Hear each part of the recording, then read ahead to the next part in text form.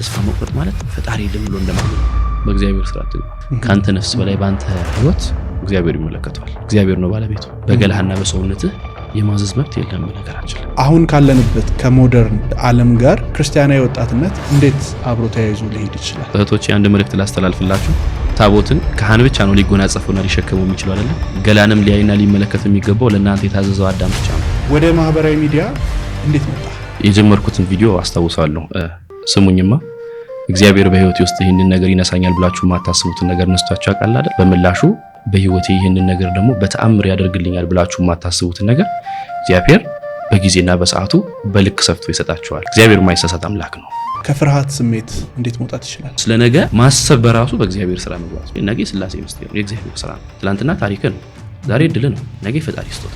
አንዳንድ ሰው ንስሐ ገባለሁና ብሎ ተደጋጋሚ የሆኑ ኃጢያቶችን ሊሰራ ይችላል። እያወቅን የምንሰራቸው ኃጢያቶች አሉ፣ ሳናቅም የሰራናቸው ነገሮች አሉ። አዎ እግዚአብሔር መሐሪ ነው።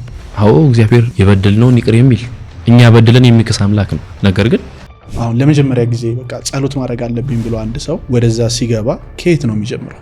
እግዚአብሔር በልክ የሚሰፋ አምላክ ነው። የጠበበህን የሚያነሳልህ የሰፋህን በልክ የሚያጠብልህ እግዚአብሔር ብቻ ነው።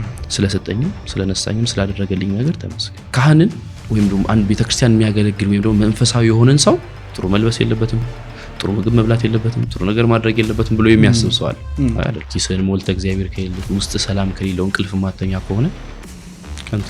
ደስታን ባታገኝ እንኳን ከሰላም አትራቅ። እንዴት